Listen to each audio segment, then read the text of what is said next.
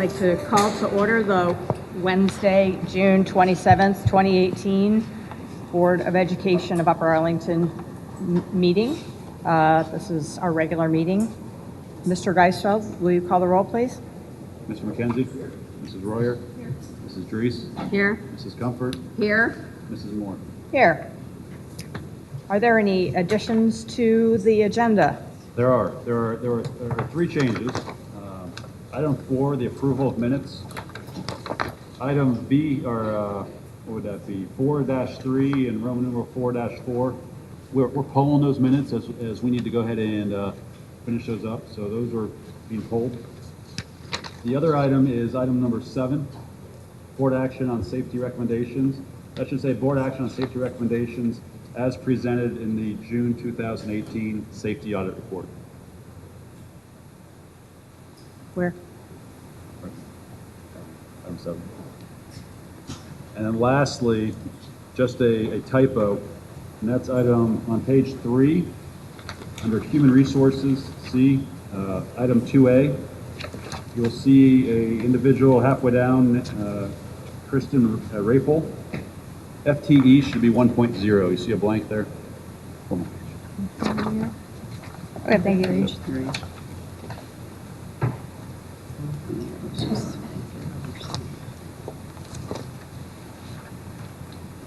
I'd like to call for approval of the agenda.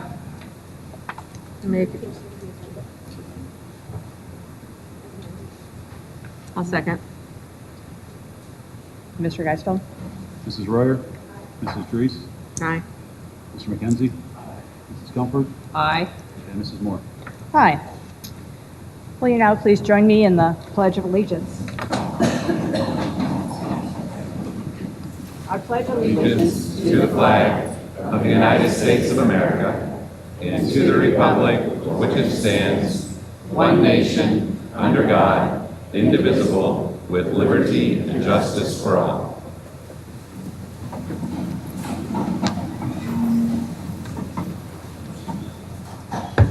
Now we're going to have our presentations on our, sorry, I beg your pardon. Now it's for approval of minutes, except those deleted, which was 4-3 and 4-4, which will be, so our approval of minutes 4-1 and 4-2. Do I have a motion? I'll second. Mr. Geisel? Mrs. Royer? Mrs. Comfort? Aye. Mrs. Drees? Aye. Mr. McKenzie? Aye. Mrs. Moore. Hi, thank you. And now we have our presentations on our safety recommendations.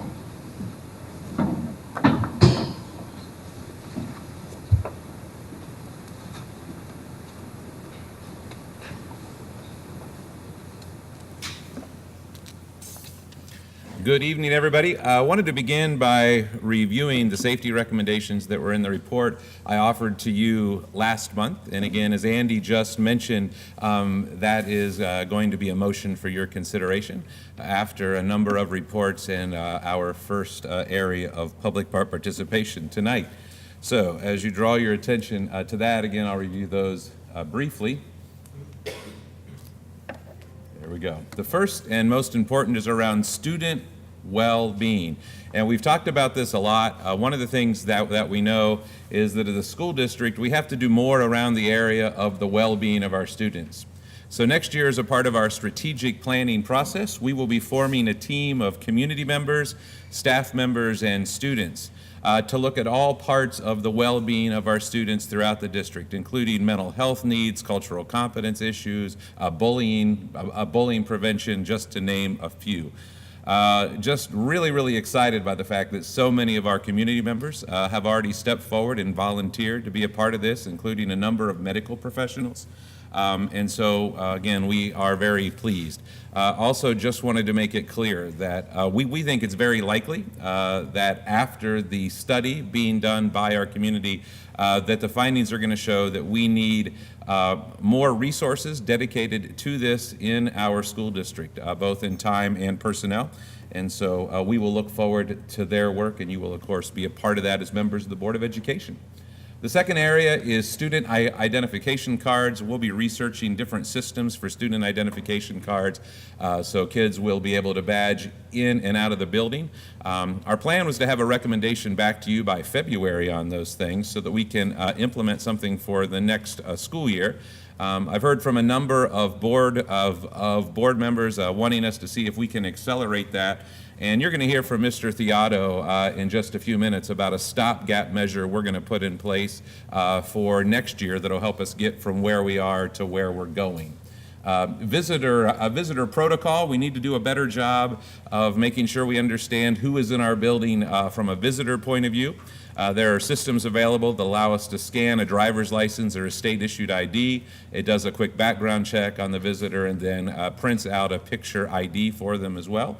And so we're going to be putting those in place after a research period, and we'll be reporting back to you in February of next year for implementation in the fall of 2019. Our school resource officers, again, as you know, we currently have 2, and we're going to be adding 2 under this recommendation. I know one of the things that's very important as we talk about our school resource officers is that they have appropriate training.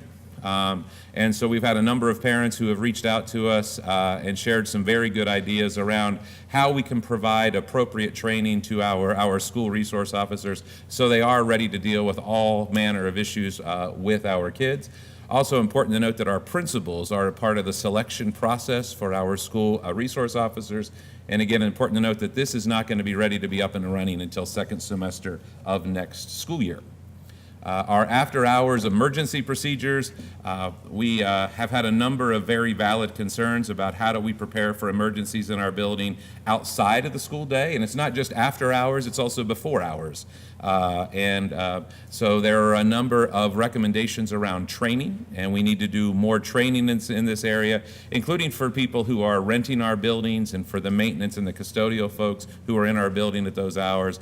And so we'll have a full training plan for them, and those things are going to begin to be in place for the school year starting just in a couple of months.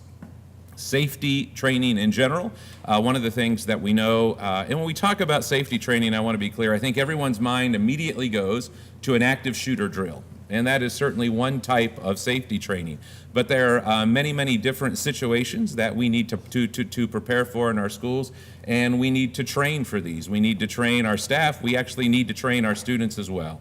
And so the recommendations from our first responders include more training and making sure that we do training at times that is not always convenient for us. So what happens if we have a situation during lunch or at a class change at the high school or as people are arriving or leaving? And we need to do more of this training at a time when it's unannounced. So we can be prepared. So you'll be hearing more about that beginning in the fall. Important to note, though, that we have to make sure that all this training is developmentally appropriate for our kids, especially our youngest kids, and we have to pay special attention to any of our students with special needs, and we will be doing that. We will be adding security cameras across the district beginning this fall. That's all I'm going to say about that. We're not going to talk about where they are going, but we will be adding them for the fall. And then finally, we are recommending that lunch be closed over a 4-year period beginning next year for the incoming freshmen. We're also recommending that beginning in the fall of 2019, that study halls be closed for seniors, with exception of seniors who have study halls the first and last period of the day. And we're also recommending that our high school campus remain open within the campus. And again, you're going to hear more about what that means in just a minute when we have our report from the high school. Wanted to mention some of the resources that we have sent out. So we have sent out the report that I offered to you a couple of weeks ago, as well as a list of frequently asked questions. Those have gone out to all of our parents and are on our website. By the way, they're on our brand new website. Special thanks to Karen and Colleen for getting that up and running. And if you haven't visited our brand new website in the last 24 hours, they did a great job, and all of this information is available there. What we did to create the frequently asked questions sheet, and I know all of you know this because I know we've talked about it, is we collected all the questions that were presented to you at the board meeting a couple of weeks ago, and also questions that have been sent to any of us through email. There were a number of themes that obviously emerged in all of those communications, and so we grouped those together and put together a frequently asked questions sheet. So with that, I'm going to ask if you have any questions for me before we move on to the high school specific portion of the report this evening. Thank you.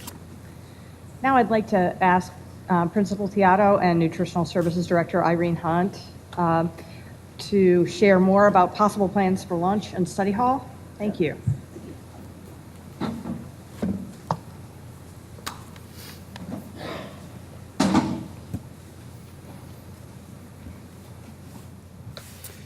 Good evening, Board of Education.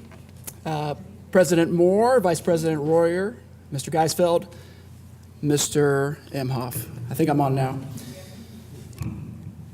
I'm here this evening. My name is Andrew Theodore. You all know this, but the folks may not hear. I'm the principal at the high school, and it is an honor to serve as a high school here in Upper Arlington High School. I'm here this evening to talk about how we at the high school are going to support our students should you vote to close lunch and to close study hall. As I mentioned, I'm the principal here at the high school, but I'm also a member of the administrative team here in Upper Arlington City Schools, and I want to let you know that as a member of that team, I fully support the recommendations made in the safety audit that Mr. Imhoff has shared with the Board of Education and us. The two of the things I want to talk about today is how at the high school we are going to maintain the culture that's been established at the high school of student choice and student freedoms. In addition, how we are going to improve student safety. So those are the two things that I really want to talk about this evening. So as I mentioned, I'm the principal of the high school, and this is an amazing community with a great culture over the course of the years. And we want to maintain those things that we have with student freedom and student choice while improving school safety. So should you choose to close our student lunch, the current freshmen, upcoming freshmen, will not have open lunch. However, being in the high school, they will remain on campus, but they will maintain that culture. We will still give them the opportunities, and they will still have the opportunities to choose where they eat, what they eat, with whom they eat, and when they eat. And I'll talk about that in just a minute. So where they eat. Right now, students have the choice to eat outside if they wish in the courtyard. They can choose to eat in the cafeteria. They can choose to eat in the main hallway. In addition, they can eat in the auditorium lobby, and we are opening up the mezzanine for a place for students to eat as well. In fact, we are going to furnish the main hallway, the auditorium lobby, and the mezzanine with new, inviting, comfortable furniture where students can gravitate towards, eat with their friends, and enjoy a social lunch together. And I would also like to note that furniture, when we move out of this building into our new place, will be repurposed in another building within the district. I mentioned when students eat. And our nutritional services department, led by Ms. Irene Hunt, has done an amazing job. And I want to talk to you a little bit about some of the options that are going to come for all students, grades 9 through 12. Currently, we run 2 lunch periods when the lunch is served, 4th and 5th, and we run a breakfast in the morning. But with the leadership of Irene Hunt, we are going to open up a service location in the building to have grab-and-go meals every period of the day, 1st through 8th. So we know that students get hungry at different times. Some students are at practice before school, some students have practice after school and extracurriculars. And this is going to give students more choice regarding when they eat. And that will be available every period of the day. I want to mention that with students on campus, so next year, if you vote to close lunch, all of our current ninth graders will be on campus, having choice where they go in the building, with whom they're eating, where they're eating. But this is also a positive for us in the building.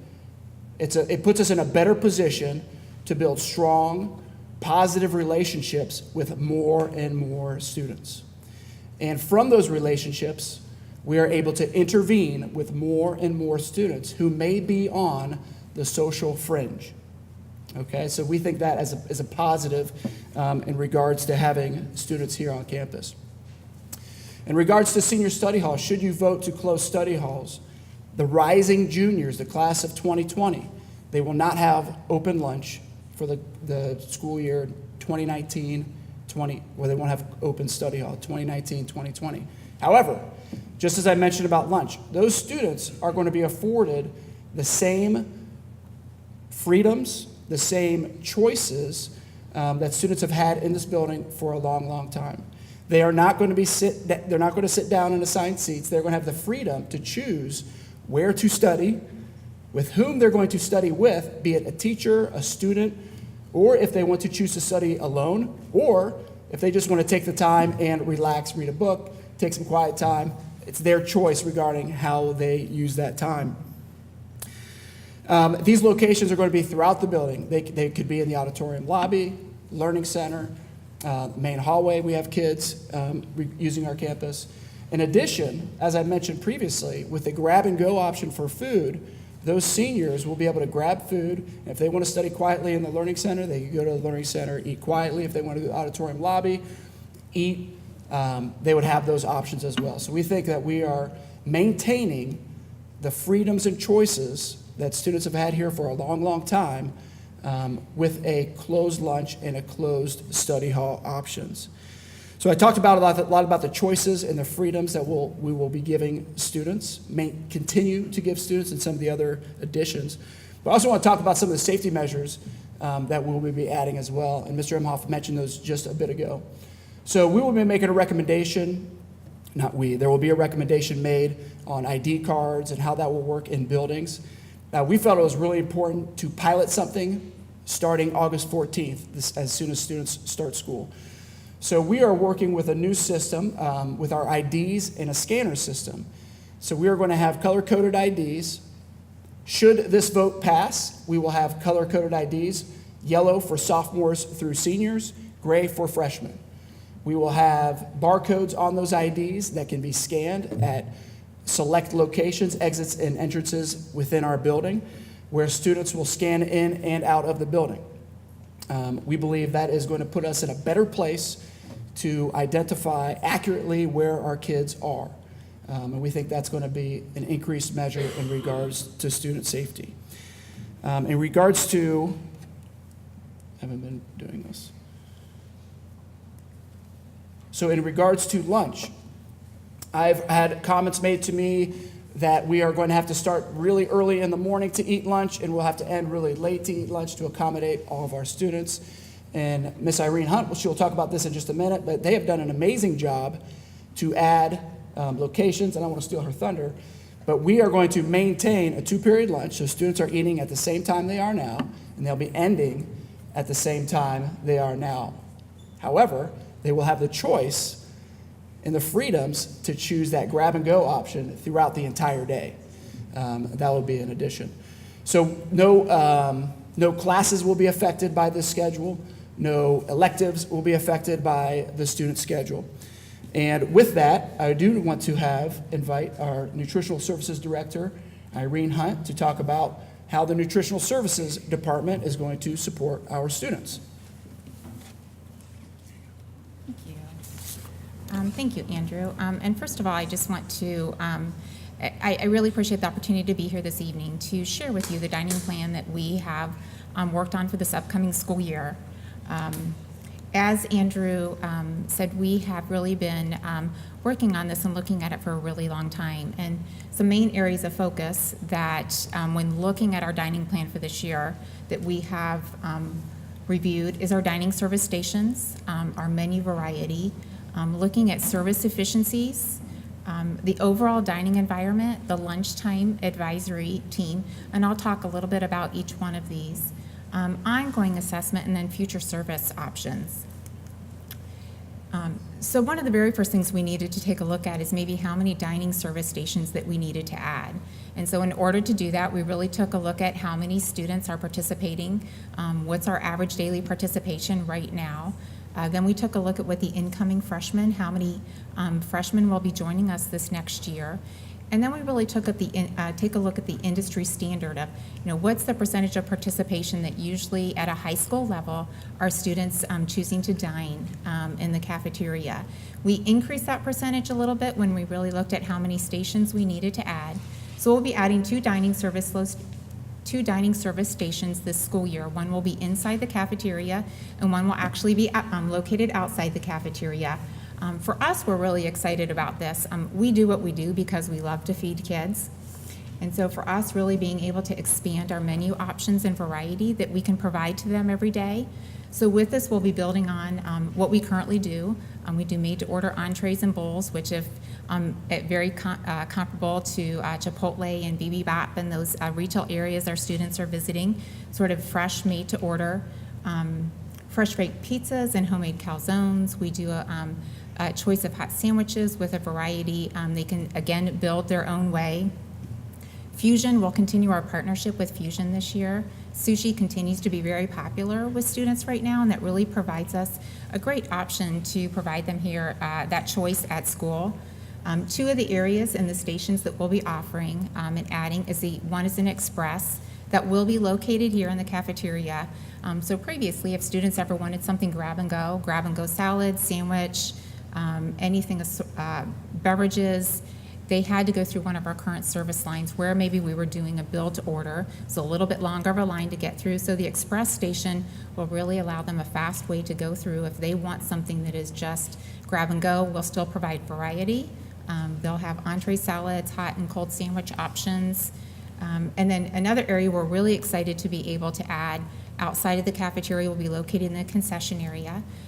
This will provide students an opportunity to, again, made your order sandwiches, salads, a variety of flatbreads. They can have it cold, hot, toasted. And the other great piece about this is we do provide an after-school service to students right now, and we'll be able to expand this service to after school. We have many students who are here until late in the evenings with extracurricular activities and clubs or organization athletics, and this will allow them a little bit of a better option to maybe help carry them through the evening. Service efficiencies are really important, making sure that we're getting the students fed as quickly as possible and getting them through the lines. So we will have dedicated cashiers at each of our service stations. One of the things we're also doing that maybe you won't see on the outside, but in the back of the kitchen, it's really given us a great opportunity where we're looking at how we have things structured to rework so we can improve our productivity and workflow, and the only thing that does is really helps us serve students in a more efficient manner. We will be adding some additional cooking equipment as we're looking at expanding our menu and serving more students. We will be adding some equipment to help support that. Any equipment that we do add will either go to the new building or will also then go to our middle schools to help support our services there. In the dining environment, I think we're always looking at how we can improve communication with students. Even now and then going into this next year, really helping them understand what we offer, where it's offered, a lot more about our services. So we'll continue to use and explore how we can further use digital menu boards, additional signage. We'll be doing some painting along those areas sort of to complement the signage in the dining concept areas in each of those stations. The lunchtime advisory team is going to be extremely important. As previously talked about, that will comprise of incoming freshmen. They will be really great Their input is very important to us to not only give us feedback on what we're currently doing, but what do they want to see? What would they like to see us do? Because we really want to make it a great experience for them. They'll also be a great group when we want to bring in new items to be able to do some taste testing before we put them on the menus. Ongoing assessment, along with the advisory teams, all of the students' input is very important. And so when we've done a student survey in the past, we've really gotten great feedback from students on how we can improve our services, what they'd like to see offered. We've made a lot of changes to our menu selections and operations based on that. And then we'll always, an ongoing again of when we've added the 2 stations, looking at our participation and do we need to make any changes or adjustments to that. And again, we're always looking at future service options, always what we can do to improve and make our services better.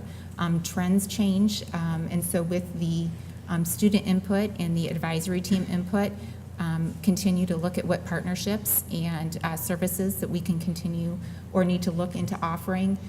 And then we're also exploring potential opportunities for pre-order services for students that will also really help. I think as we talked about being able to offer that service throughout the day from an express and that students will have availability for food options throughout the day, maybe having some pre-order services that will help have things a little bit more efficient and ready for them. So thank you. Thank you very much. Are there any questions? I have a question, related to the after-school offerings. I'm sort of intrigued with that. Do we presently offer that? We do. So we have, and it's a limited service after school. And so this will really allow, it's more, I guess maybe just assorted snacks, beverages, minimal sandwich offerings. And so this really allows us to expand upon that. So say I'm a student on here, play practice. Where will I be coming? Cafeteria for that food source? Yeah, it's actually located in the concession area, which is right outside in the main hallway. And that's really probably the best location. That's a lot of students are through there. Excellent. Thank you. In your dining stations, in all of them, will you have like vegetarian options and like nut-free options at each station? Yeah. We currently, from a nut-free, we don't do anything that has peanuts or tree nuts. So pretty much everything that we do is peanut or tree nut free. And then also with vegetarian options, that actually has become very popular with us. Tofu is sort of a mainstay on our bowl station. And so we absolutely, and we're always looking at how we can expand our vegetarian selections. We're starting to see much more of a population, especially at the high school level. And Andrew, I have a question for you. When you were talking about areas within the high school that you can eat, the first time you did not mention the LC. Is that going to be, will there be an area in there where you could take your lunch and eat and study, or? Yeah, we're going to work with our media specialists. So when students, especially in a study hall atmosphere, like an open campus, not an open to the outside of this building, when they want to study, we need to give them quiet options to study as well. And so we want to have the students to have the freedoms to be able to grab something to eat and then work quietly. So we will have that option. The Learning Center will not become a cafeteria, though, where we'll just open it to lunch, if that makes sense. Okay. And thank you for piloting this new program. That was the question I had. Like, could we look at something sooner? So I'll be anxious to hear if we move forward how that works. We'll keep the data and let you know how it's going. We're excited about it. Thank you. So I've got an in the weeds question. So you talk about student any period could like go to the grab and go, grab something, and then get something to eat.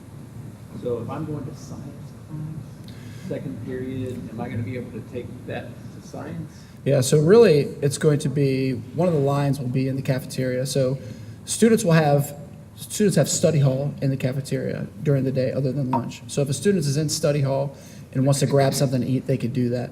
Now seniors, on the other hand, would have freedom to go anywhere in the building. So they could stop in, grab something, grab and go, and then go somewhere.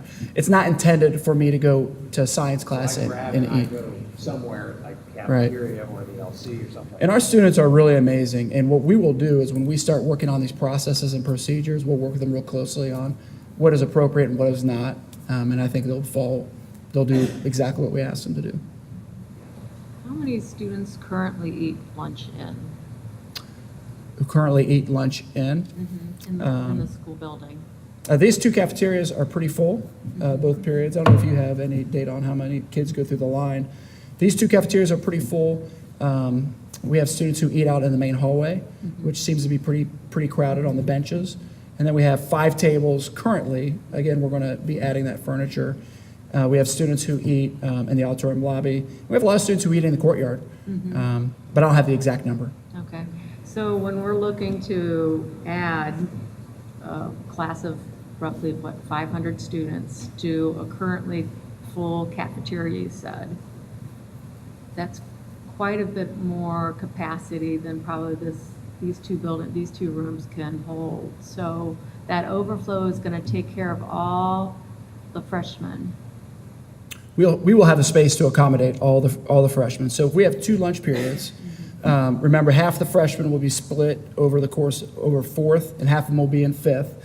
So that amount of students will be able to accommodate in our cafeterias, in our other areas that we just described.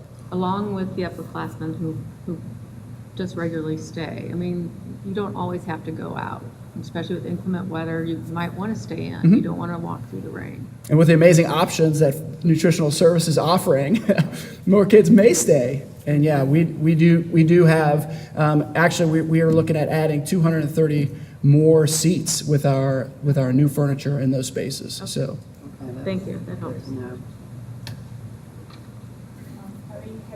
Have you noticed, we always think that our students would choose healthy food if we gave them the option, but then I'm not here looking and seeing if they choose that. Is that what's happening?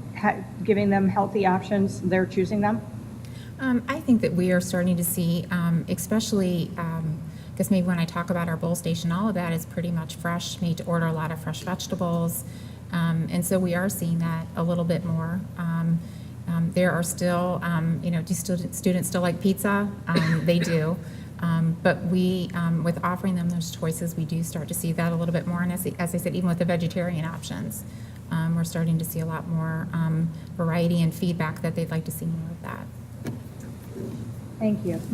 We also talked a lot about, currently we have partnerships with vendors. So we have Donato's come in, and I'm not sure who is the other. Do we have another partnership with another vendor that brings We it in? have Fusion that provides sushi for us. Okay. So do you see that option expanding with food choices?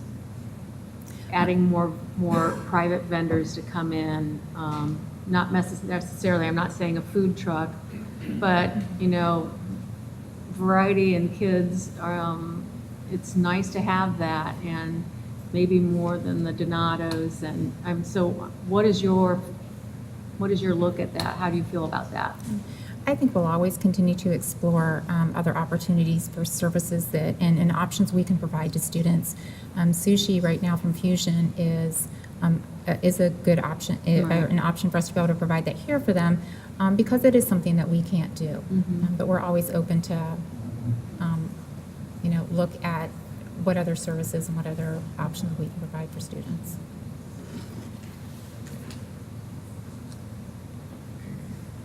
Thank you very much. thank you.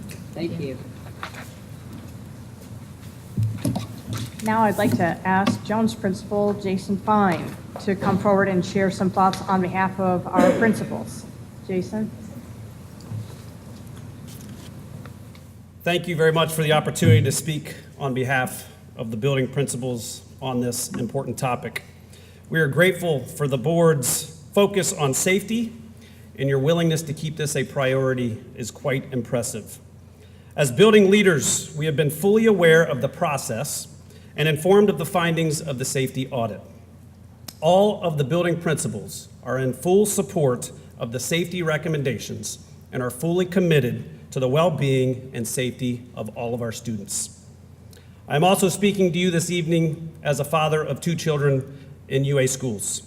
I have an incoming 6th grader that will join me at Jones next year and an incoming freshman at the high school, both of whom will be impacted by these recommendations. These recommendations provide reassurance to me as an educator and also as a father, that the district is taking the necessary steps to prioritize the safety of our children.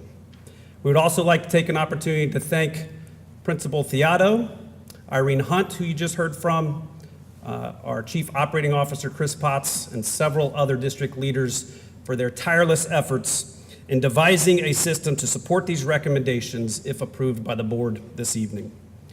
We are very appreciative of the board's proactive approach to examine safety features and for tackling this topic. And we thank you for the opportunity to share the voices of all building principals. Thank you. Thank you. Is there any public participation, Andy? There are. We generally have a 30-minute maximum. Does it look like we have? Okay, thank you. Oh, here we go.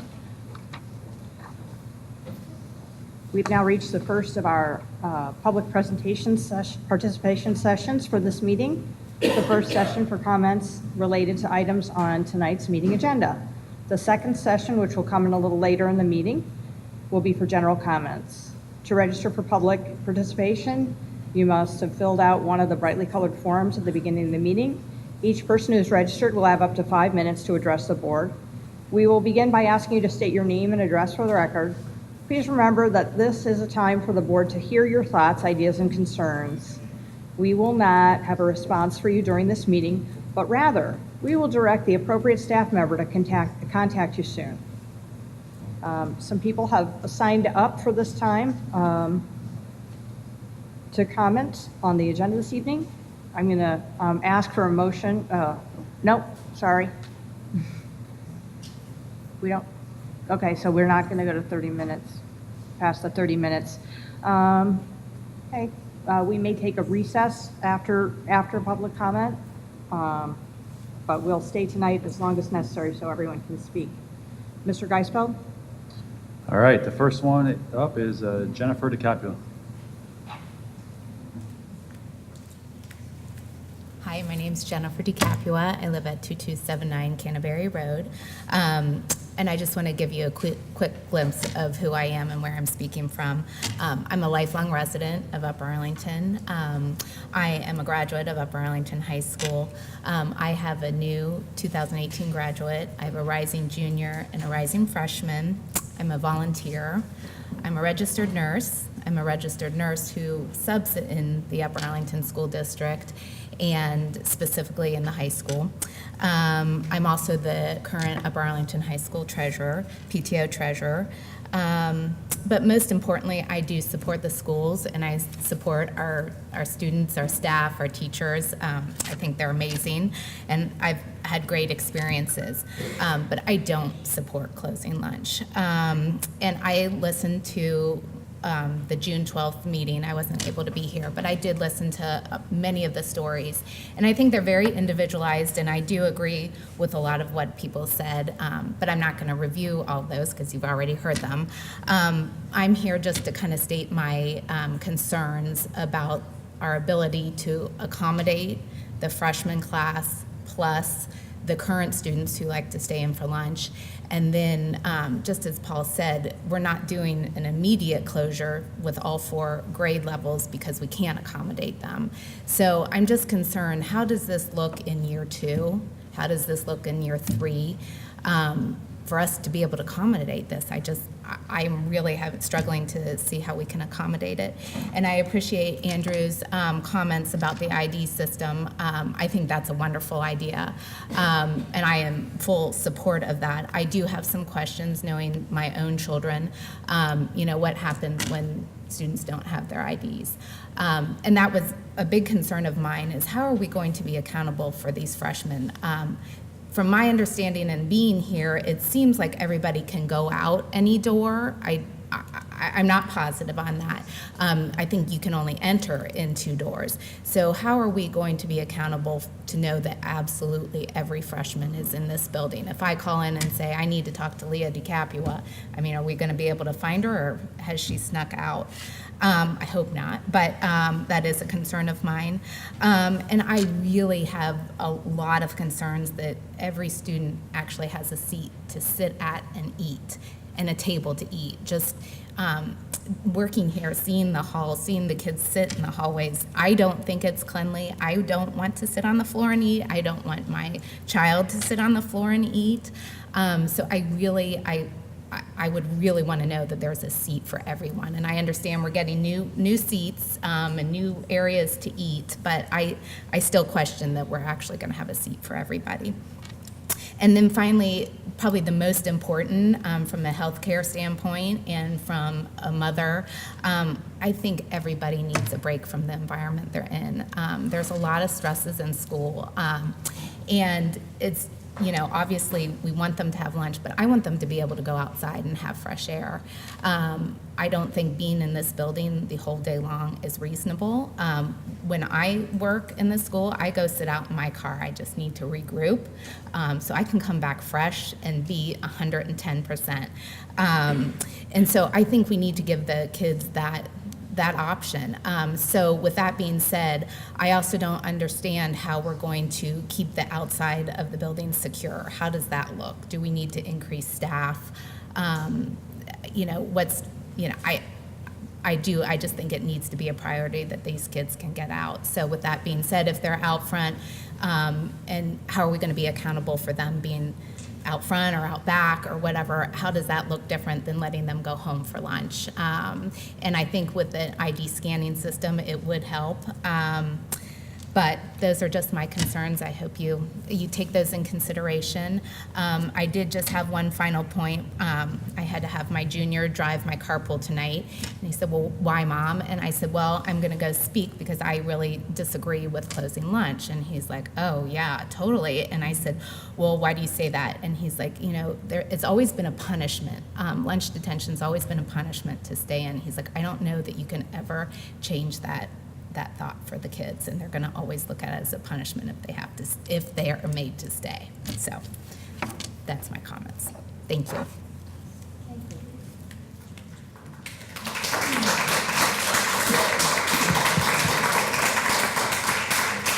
All right, next up is Kendall Crotty.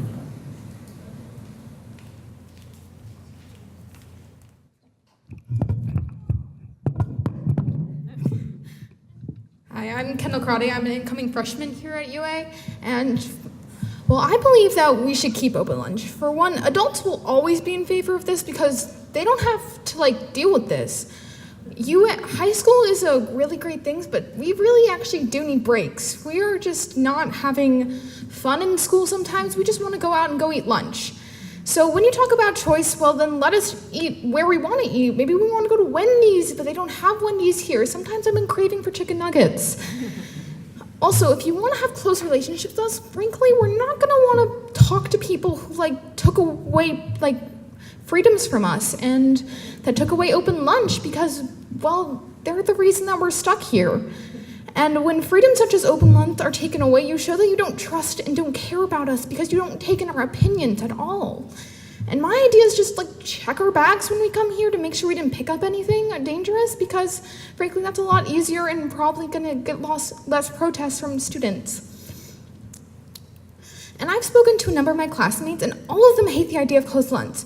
Once we get to high school, it seems that everything's taken away from us, one student said.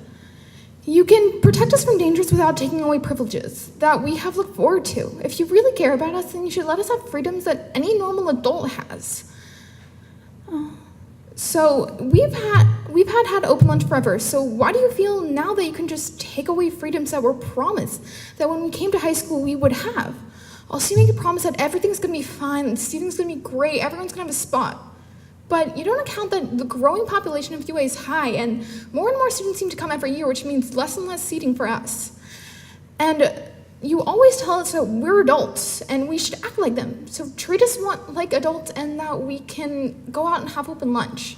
Thank you.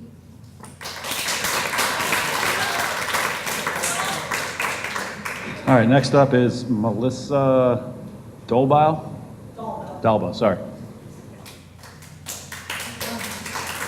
I wasn't sure that I was going to speak tonight, and kind of hard to go after these guys. They did such a great job, but I did,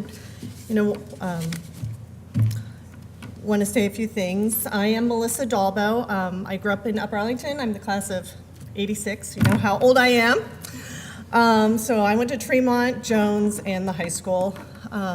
Back when I was at Jones, it was junior high. It was 7th, 8th, and 9th. We had totally open lunch then. We could sit on the mallway. We didn't have to go in the building or anything, but that's changed. So I will have 2 girls in the fall at the high school. I'll have a freshman and a senior. And the number one priority as a mom is my children's safety. I have my kids when they go places, find my friends so I know where they are.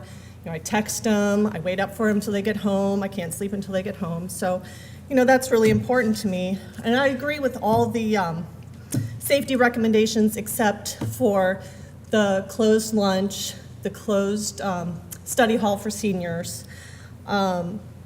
My senior, she probably won't like me saying this, she does have some anxiety, and she said if she couldn't get out of here during lunch, come home or go with her friends to lunch, she couldn't make it through the day. She's, that is a real thing for some of these students, that they just really need a break. They need to get out, regroup, just get it away. So, and I know she will be able to, but if it's, really an issue of safety, then why can she go, but my freshman can't? We live close enough to the high school that my children can walk. My senior doesn't. She gets up really early, an hour early, just to park, even though she doesn't have to drive that far. She could walk faster than, where to park and everything. But that's besides. She won't get a parking space this year either. So, to lose a lot of this. But what I was going to say is my freshman can't just walk home for lunch. I guess with the new rules, I'd have to come and sign her out. First of all, I don't want to do that. I'm busy enough with my day. I don't want to be coming to the school, parking, walking in, signing my kid out. That's just, there's no way. But I guess that's the deal if the kids want to go out. And I know she wouldn't want me to do that. How embarrassing to have your mom have to come to school, sign you out to go home for lunch. So the other thing is, I do think, I was nervous when my oldest was a freshman going out for lunch or having an open lunch. I really was, where are you going? Who are you going with? I'd be texting her, are you back at school? Are you safe? But I realized that she did do a really good job. She didn't do it every day, but they learned how to be responsible, how to get back on time, how to, spend their time and their money and all that. And I think, it teaches them responsibility. And they're going to go to college, and what they're going to do, freak out when they get to college because they've never had this. They've never been able to, manage their time, if they got to go to classes. So, I think it's having the open lunch and the open study hall. When they have to be back at a certain time, they have to be responsible. I think that's really, it's good for them. So I'd like to say that. So I think that's about all I have to say, but I really like to see, open lunch continue here at Upper Arlington. I think it's something special about our schools. And I think, for the most part, our students have been very responsible. We really, as far as I know, living here, my whole life, that we haven't really had too many students. There's some that can't handle it, but they can be dealt with. But I think for the most part, our students have been really, really good about it. So I'd like to see that continue. Thank you.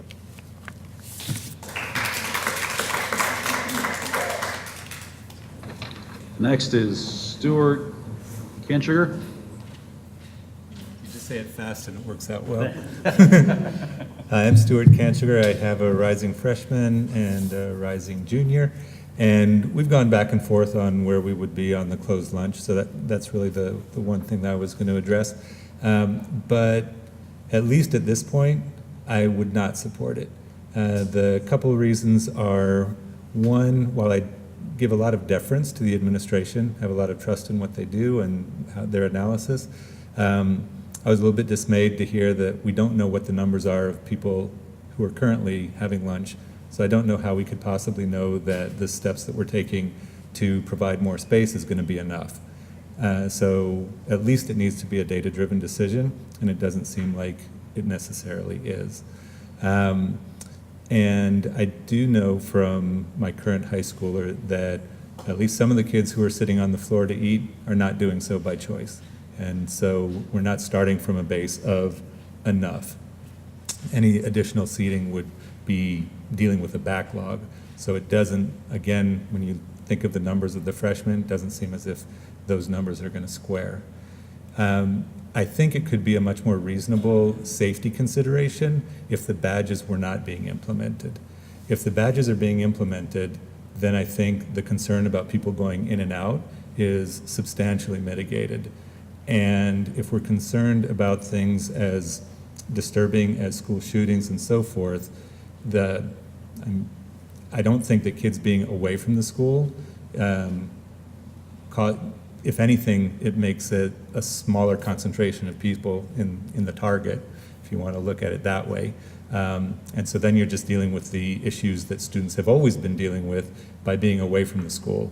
And from what I understand, those have not been really substantial. As a parent, you worry about people going to unsupervised houses if they're away from school and so forth. But I think that this is also part of that maturation process, that if people have the freedom to make their mistakes and get punished for it, what have you, then they'll probably learn from that better than from never having the opportunity to make the mistake. Let me see if there was anything else.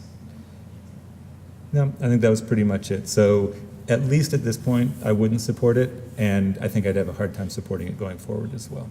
Thank you.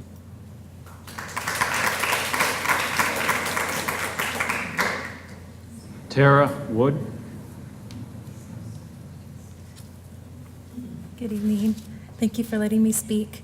My name's Tara Wood. I have 3 students within the district, 1 at each level of the school. I'm a former 3rd grade teacher, and I'm currently subbing within the district right now.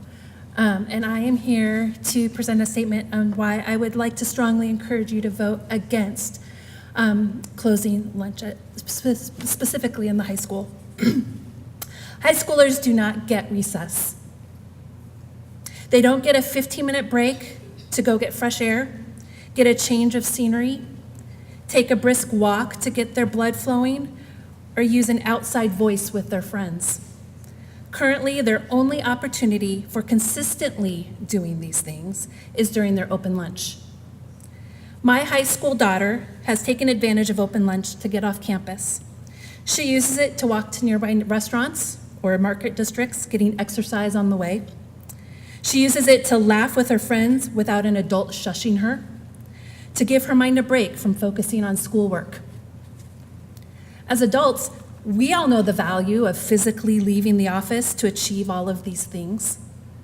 It makes us more productive in our jobs when we return. I want this valuable benefit to not only remain for my high schooler, but to be available to my 4th and 8th grader when they get to the high school. If the school board's concern is tracking students during this time, it sounds like we've addressed that to some degree with the IDs that I've heard talked about tonight. If tracking's the issue, let's address the tracking issue. Let's don't take the easy way out and just eliminate it altogether. If the concern is to eliminate the opportunity for a few misbehaved students from acting inappropriately off campus during school hours, then let's address those few students with their parents. Do not take an easy way out to eliminate a valuable open lunch opportunity for the majority who do not misbehave. Closing lunch is not going to prevent some students from misbehaving on or off campus, even during school hours. So let's allow parents to take away their child's right to leave campus and allow the school to use taking away open lunch from a student as a consequence or as leverage as needed. If the concern is safety, then let's address safety issues. We've talked about increasing the surveillance cameras, and I heard that, again, the ID systems, and maybe more patrol officers I heard talked about tonight. These are addressing the safety issues. If we're addressing these safety issues and we're addressing these tracking issues, it sounds like the need for eliminating open lunch is not quite as necessary. In UA, we pride ourselves in producing young adults that are prepared and ready to take on their next stage of life after high school. We need to model for them how to solve problems and not just to run away from them. We need to provide opportunities for them to practice responsibility, time management, mental health care, and respect for their community in a variety of settings during school hours as well as off. A parent brought up during a recent discussion on this issue that many schools have closed lunches and they turn out okay. Hopefully, our goal here in UA is not to produce kids that are just okay. Hopefully, we do everything we can, even when it means working a little harder to make it happen, to turn out kids that are better than just okay. Please consider all of this and vote against taking away the open lunch opportunity from our kids. Thank you for your time.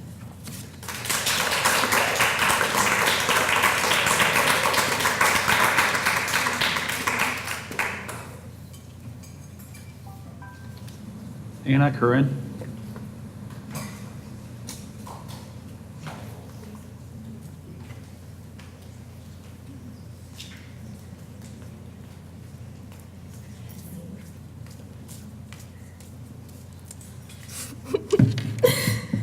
Hi, my name's Anna Kareem, and I'm an incoming freshman. Personally, I'm against closing lunch because it limits our freedom, and everyone that I have talked to my age is against this, and I think that personally we are the people who are going to have to go through this, and like, no offense, like, you guys like don't have to eat in the cafeteria with like 1,000 people, and it limits people's fresh air and freedom, and people that don't have many friends will not have a place to get away and be away from all the drama. And my sister, as a freshman, told me that she's going to be a senior, that she had to sit on the floor her whole freshman year, and that's just like not fair at all to anybody, no matter what age you are. And point 3, personally, my experience, middle school tables are terrible, because not like the actual terribles, not the actual table, but the groups, because I mean, we're still high schoolers. We still like can be mean with who sits with who, and personally, if you don't have like a huge group of friends, you like to get away, and like I wouldn't want that to transfer to the high school either. And I think that it will cost more money for closed lunch because you have to hire more vendors, and you'll have to buy more tables and etc. And yeah, that's my points. Okay, thank you.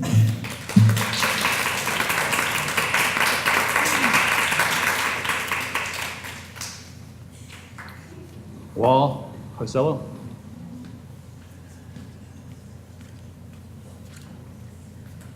Good evening. My name is Wallace L. I wasn't going to speak tonight. I was just going to sit and listen, and I felt moved to speak. I just got to say I'm disappointed. I'm disappointed that we're here at an educational institution and no one is thinking about math. We saw a couple presentations today. We didn't see any numbers about capacity. We didn't see any numbers about how many seats these cafeterias fill, how many students we have coming in, how many seats the new furniture would hold. Everybody's asking questions about capacity. We did not see numbers. I'm disappointed in that. I expect more out of us. I'm also disappointed that we talked budget numbers for new furniture, new equipment, new cafeteria layout, and we didn't talk budget. We didn't talk how much that would cost, especially after we just did an expensive levy. If we're going to have open conversation about this, let's have open conversation. And I gotta admit, to the board, I'm disappointed that you guys didn't ask these questions. That it's up to me to have to come up and speak about it, that you guys didn't ask about numbers. Disappointed. Sorry.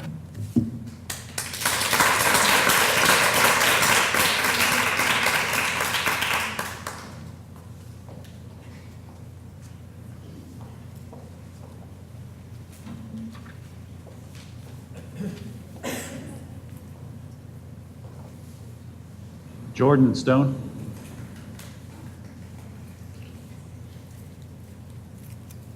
Hi, my name's Jordan Stone, and I actually just graduated from up Arlington, so go Bears. But when I first heard about closing lunch, the first thing I thought of was my brother. And my brother, has high functioning autism, and he really has struggled these past 2 years with making friends. And he was able every day now he has his license, but when he couldn't, he walked to my grandparents' house who live on Northwest. And that's where he ate lunch every day because he struggled so much with the thought of people all crowding around in the lunchroom and not having anywhere to go. And it would absolutely kill me to think of anybody else and another incoming freshman having to do the same thing because, we all know that over half of us, I would say, feel that way. And to be confined in this place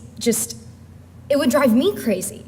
And I'm lucky that I'm out now, but I really have, I truly am just sick for all of the students that have to go through this because it's just truly not fair we learn, the reason we have open lunches, we experience things. We learn how to drive. We learn how to be polite in a restaurant. We talk to people. We learn communication skills. You learn to be an adult. I'm 18 years old now, and from the ages of 14 to 18, I couldn't imagine having to be stuck in a lunchroom when I'm allowed to practically have my own freedom in the classroom and every other place outside of school. So I hope you take that into consideration. Thank you.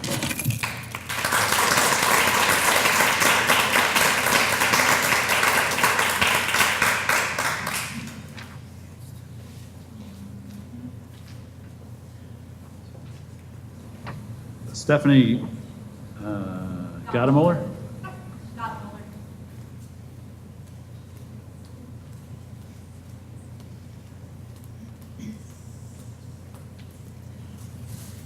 I clearly did not plan on speaking tonight, but a last-minute sports cancellation helped with that.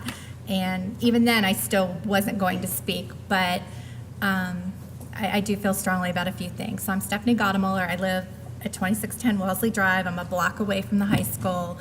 And I have a 2016 graduate that goes to school out of state in Kentucky and an incoming 8th grader.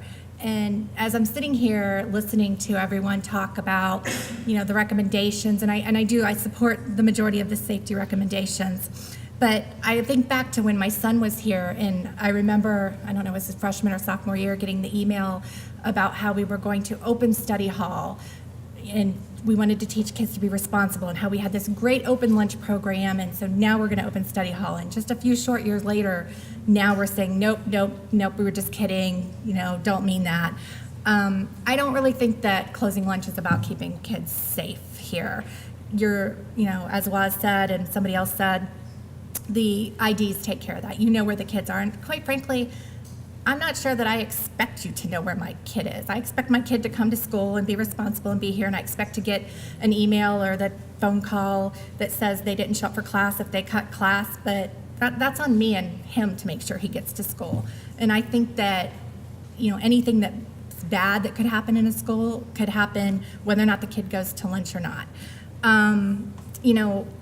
Something else was said, I work in finance, and we're all about capacity models and everything we do is based on analysis. And Nancy, I heard her ask the questions about, what are we going to do space-wise? Can we accommodate the space? And, we ask about next year, can we accommodate the space? Well, what about in 2 years when my daughter's here? Now you've got twice as many kids sitting here in the class with no place to sit. My kid can't sit. I don't want my kid sitting on the floor. She doesn't want to sit on the floor. She came with me tonight. She's not going to speak, but she's very opposed. What what are you guys going to do with the influx of people that come in to take their kids out for open lunch? Are you going to be able to officially get those parents through? Now, getting my driver's license is a whole nother issue that I'm not supportive of, but if I'm going to come in every day, and I will come in to sign my kid out of school, even though I work, so that she can come walk the 1 block to my house to eat, barely a block. How are you guys going to handle that? Have you thought of that? Because I think that there are quite a few people that live close by that will do that.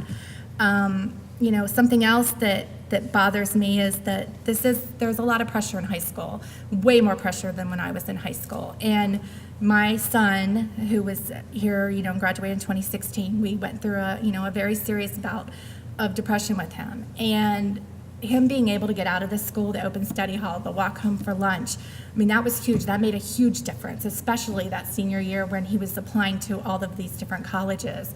And if we can't trust our kids to be responsible, how are we sending them away to, Ohio State or, Kentucky, Virginia? We've got kids going all over the place. I don't ask where my son is every single day, 1 short year later, not even a short year later, 3 months later since he graduated from high school. So I really, really do not support the closed lunch, and I guess, I think some minds are already made up, but I would just ask that you think ahead to, are there going to be seats for everybody? I don't think people, as a general rule, sit on the floor to eat as a choice, and how you're going to handle the number of parents and get them efficiently in and out, not just for doctor's appointments and things like that, but signing kids out for lunch, or that they schedule their doctor appointments at lunch. So now you're going to be delaying them from getting to appointments on times if you can't effectively process those. Thank you.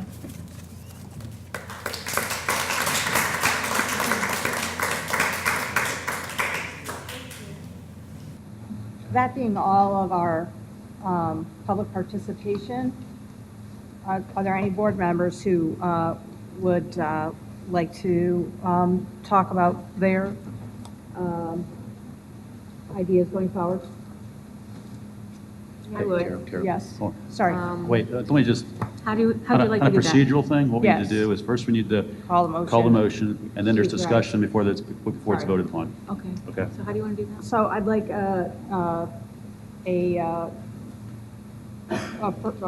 someone to call the motion on the action on safety recommendations. And if we get a second, then we'll discuss the motion and have board participation at that time. Let me just state Sorry, the go ahead. motion here. So the motion would be to approve the action on, or approve the safety recommendations as presented in the 2018 Safety Audit Report and related policies. Oh, sorry, as you said before. I'll make that motion.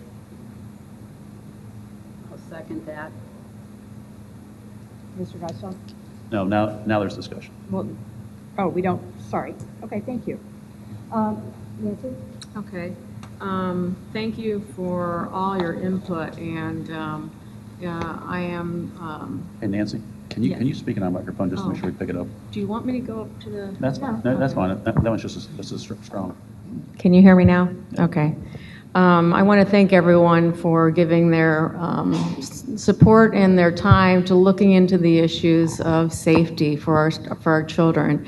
And it is a concern for all of us. And the administration has put a lot of time and effort into it. And it is nice to hear back from the community, as always, in Upper Arlington. And we take your interest to heart. And I do have a prepared statement. And I want you to know that I've looked at this situation both on the pros of closing or keeping it open. And I've done a lot of research.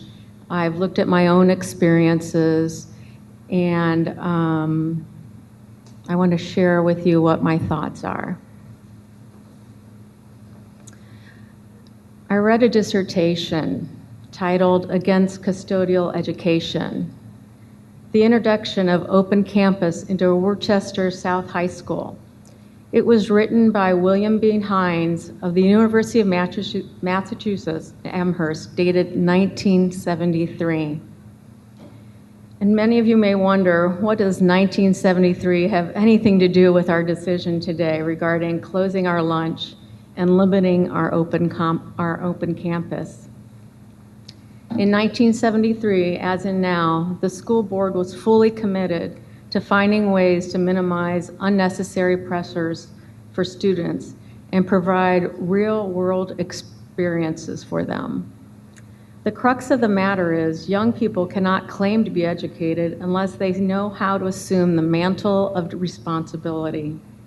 They cannot lead lives that are rewarding to either them or our society unless mature responsibility is part of their makeup. Open campus and open lunch are ideal settings for the development of responsibility. Schools without walls is a community of learners when one of the most important teachers is the community at large. Closing lunch and limiting our campus places the school as the custodian of our students and separates learning from the world outside. Students' experiences are sanitized, sealed off from the unclean world, and made to fit, not to be encountered.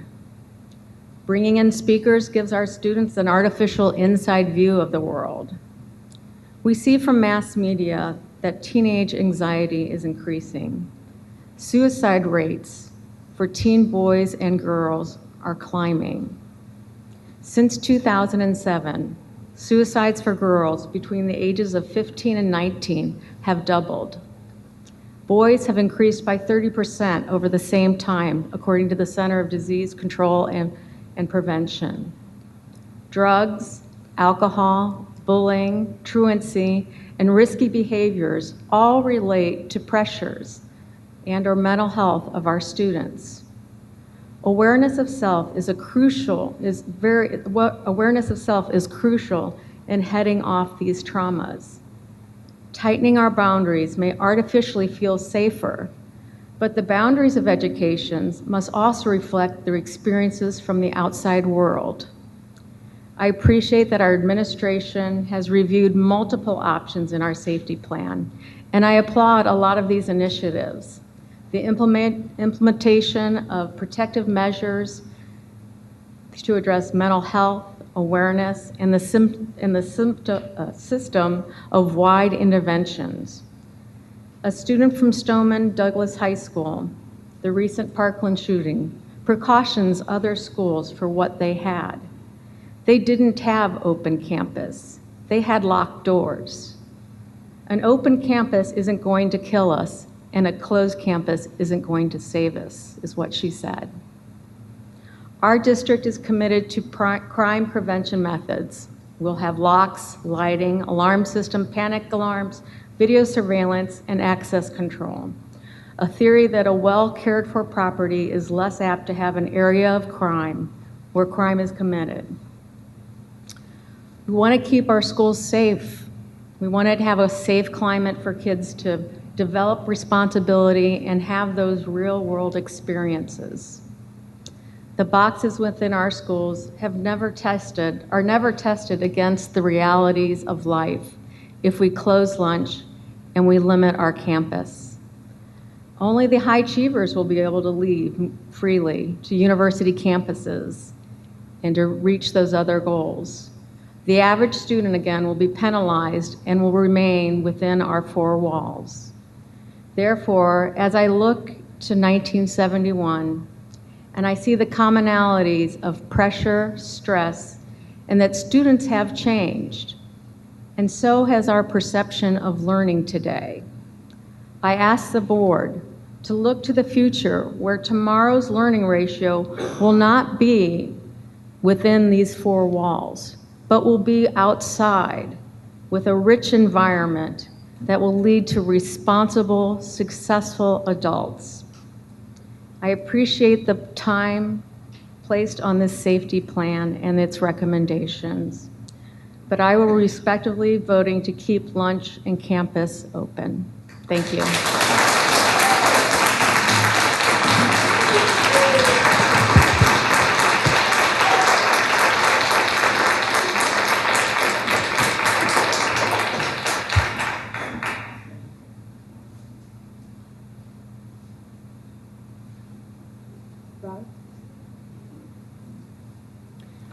I'd like to just stand and hope that you can all hear me. Sure.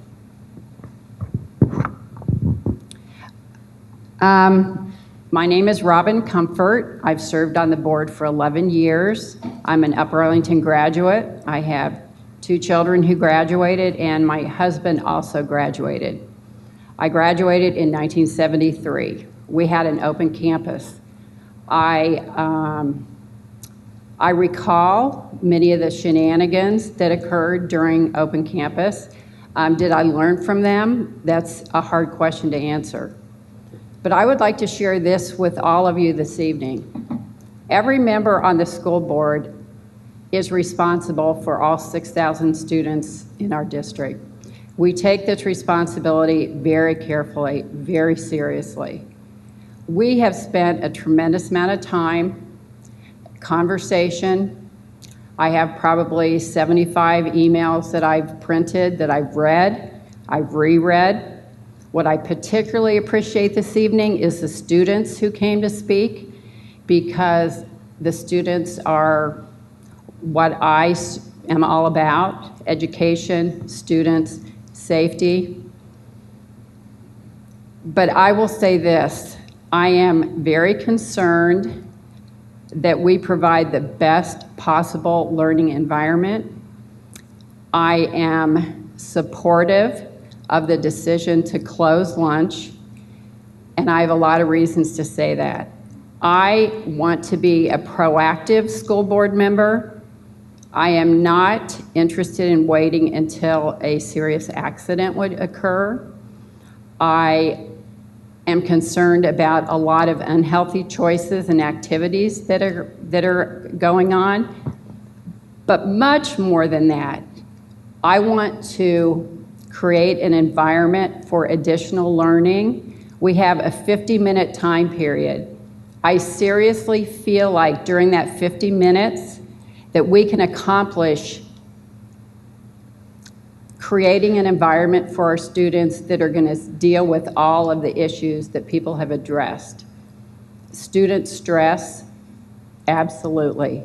This is a very high-achieving district. There's a lot of things going on.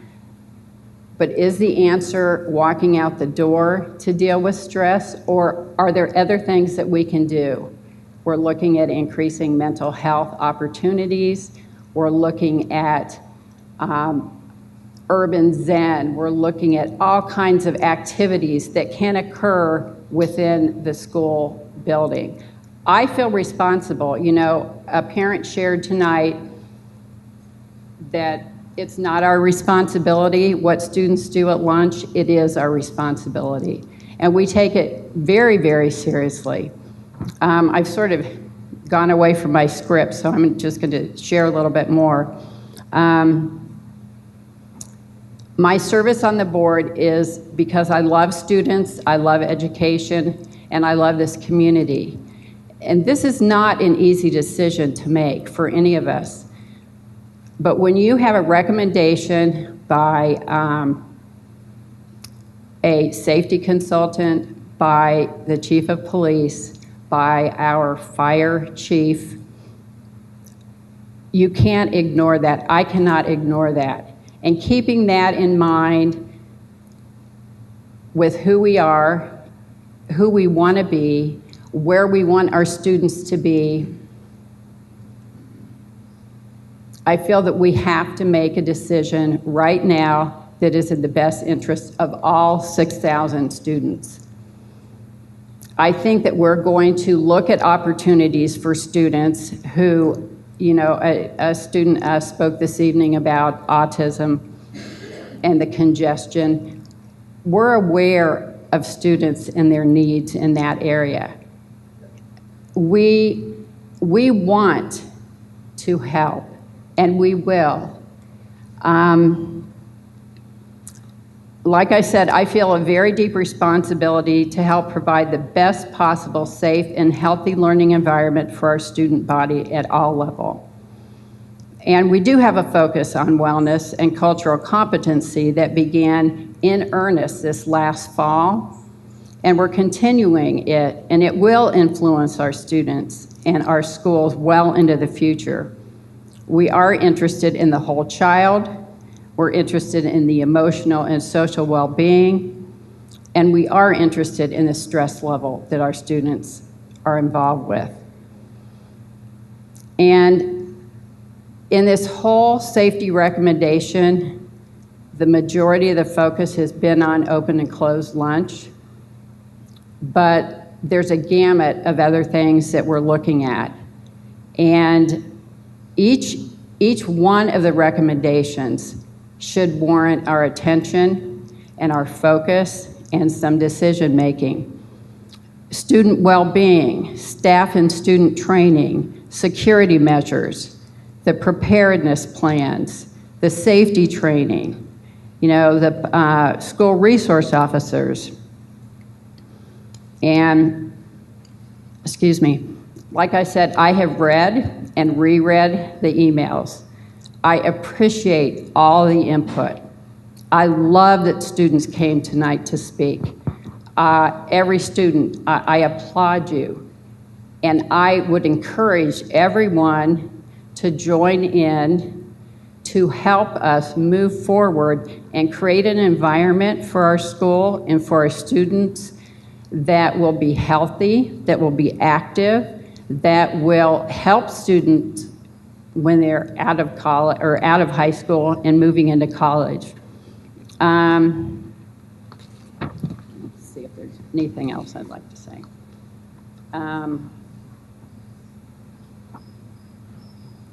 I just would say personally, I'm willing to invest the time and the energy to make this change and to make it an exciting time in Upper Arlington. Thank you.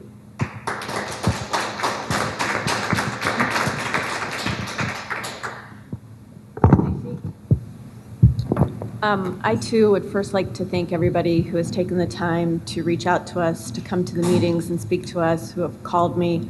I appreciate your input, and I'm glad you felt comfortable and wanted to be a part of this process. I wrote a statement as well. When I left the meeting 2 weeks ago, someone asked me if I was surprised by anything that was said, and my reply was simply, I thought I had thicker skin.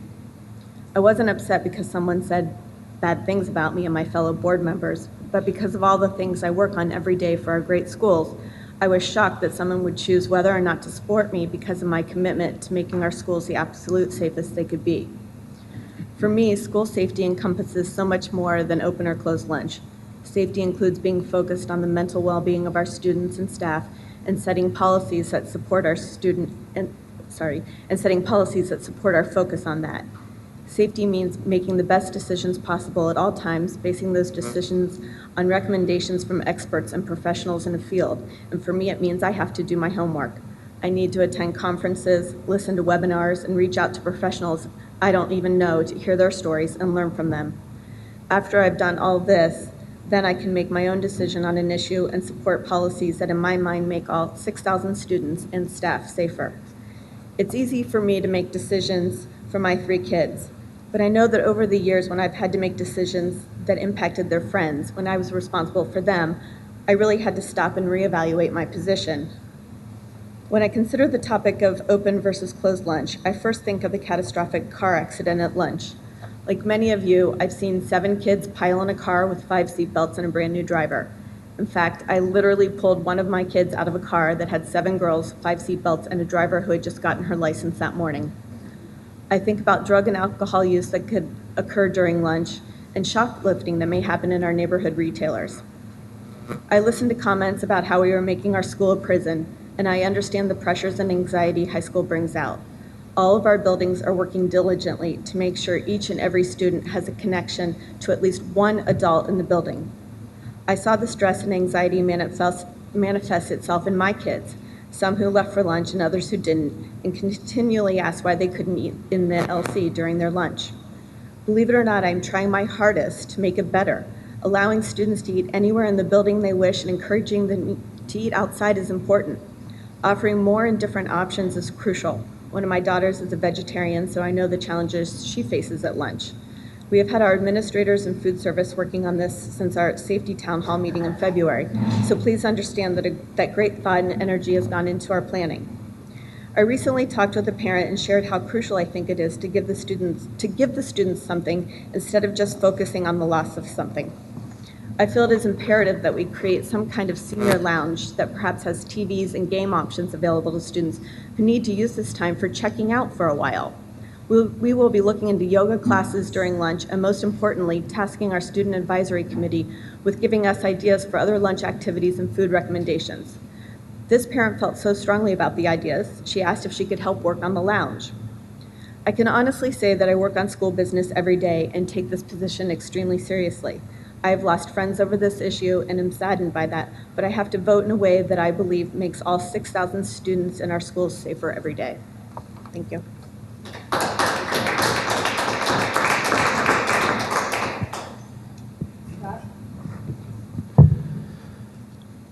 Thank you. I first want to say that I appreciate the presentation tonight by Mr. Theodore and Mrs. Hunt. I also appreciate the administrators being here to show their support for the district.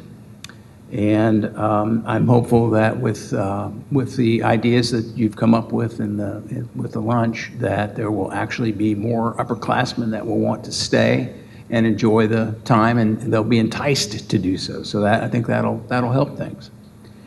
As for the student safety issue before us tonight, while my position may not be a popular one, I will be voting to support Mr. Emhoff's recommendation to phase in the closing of the high school campus, as well as the other recommendations within this presented safety plan, and my reasons are pretty simple. The board met in a work session to discuss the school safety audit. This audit was conducted by Safeguard Risk Solutions, and they collaborated with our district administration, as well as the chiefs of police and fire. After this meeting, our administration worked and recommended that the board support the plan that is before us tonight. The recommendations and explanations from them meant a great deal to me and made good sense. They are our experts and have firsthand experience and knowledge on the subject of student safety in Upper Arlington. But other than the closed campus, I also support the other measures in this plan, and I strongly champion one area in particular, one that I pray does not get overshadowed by the closed campus issue, and that is the recommendation of student well-being. In the recent safety audit summary report, it is stated, and I want to read it. I'll quote, "A work team of students, staff, community members, and well-being experts to examine what next steps need to be taken in areas such as, but not limited to, mental health supports, safety, bullying prevention, substance abuse prevention, student stress reduction, and physical health," and I end quote. If we hope to create a safe and mentally healthy educational environment for the students of Upper Arlington, all of us in this room and all of us in the community are going to have to work together and prioritize our efforts in this area. I believe we must act on this issue as soon as we can possibly do so. And so finally, I want to thank the folks that came out tonight, the community members who wrote to us, the folks that came out 2 weeks ago at our first meeting, and that expressed your feelings and beliefs. And believe me, I did listen to each one of you. I believe really deep down that this is what makes Upper Arlington a great city. Thank you.